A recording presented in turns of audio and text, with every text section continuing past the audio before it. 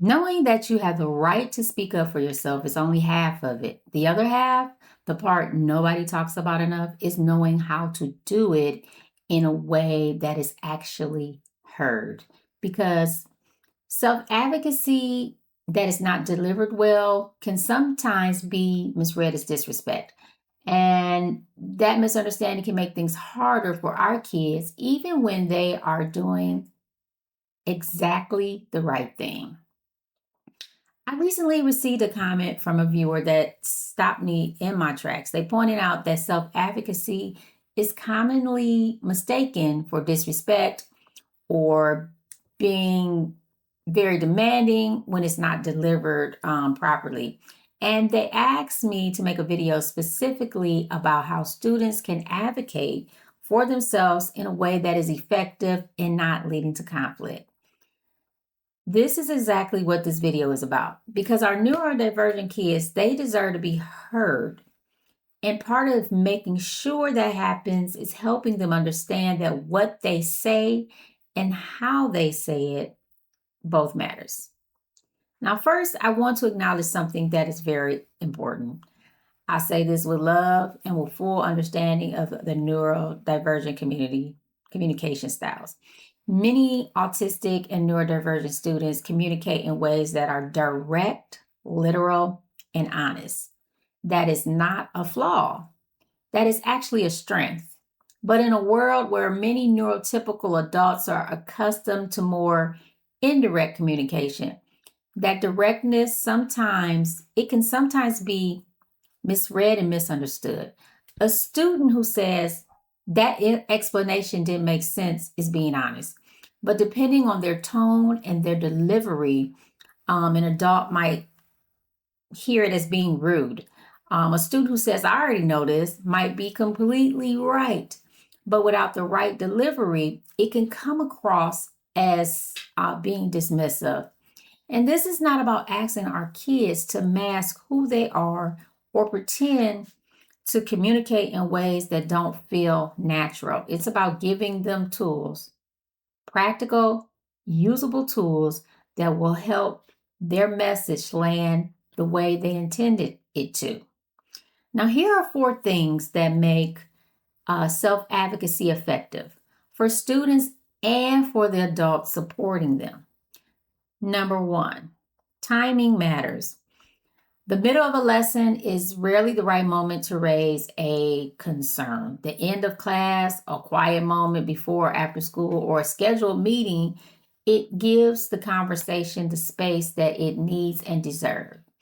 Teach your child to read the room if you can. This is not to silence themselves, but to choose the moment where they are most likely to be heard. Number two, tone carries the message. The same words said in two different tones land completely different. I don't understand this, said calmly, opens a door. Said with frustration, it can close one, even if that frustration is completely valid. Help your child practice saying what they need to say in a calm and steady voice, especially when they are feeling upset. That calm is not weakness, it is a strategy. Number three, let's start with I, not you. There is a significant difference between you never explain things clearly, and I learn better when I have a visual to follow along with. One puts the other person on the defensive. One, it opens up a conversation. Teach your child to lead with their own experience, what they need, what helps them, what they are struggling with, rather than what someone else is doing wrong. And number four, be specific. Vague requests are hard to act on. I need help. That is a good start, but I need more time on tests, or I learn better when instructions are written down, gives the other person something more concrete to work with. The more specific your child can be about what they need, the more likely they are to actually get it. Now, let me give you some real examples of self advocacy delivered effectively. Instead of, this is too hard and you're not helping me, try, I am really struggling with this concept. Can we find a time to go over it together? Instead of, I already did this. This is pointless. Try, I feel like I have a good handle on this material. Is there a way that I can show what I know differently? Instead of, you're not being fair, try, I want to make sure I understand. Can you help me see how this decision was made? None of these require your child to be less honest. None of them ask them to pretend that everything is fine when it isn't. They're framing the message in a way that invites a response rather than triggering a defense. And for parents, practice these at home. Role play them if at all possible. Make them familiar before your child ever needs them in a real situation. Because in high stake moments, the words that come most naturally are the ones that have been practiced.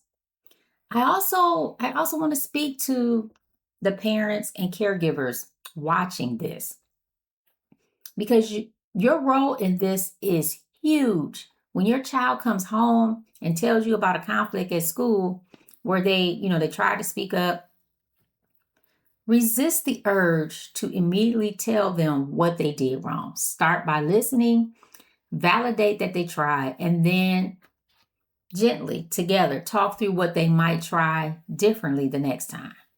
This is not about teaching your child that the system is always right and that they just need to comply. It is about giving them the most effective tools to navigate a system that was not always designed with them in mind. And when the system gets it wrong, and sometimes it will, you advocate alongside them. You model what calm, firm, respectful advocacy truly looks like, because they are watching you just as much as they are listening to you. Now, let's remember, self advocacy is a skill. And like every skill, it takes practice, patience, and time to develop. Our neurodivergent kids have every right to speak up for themselves. They have every right to ask for what they need. They have every right to push back when something is not right.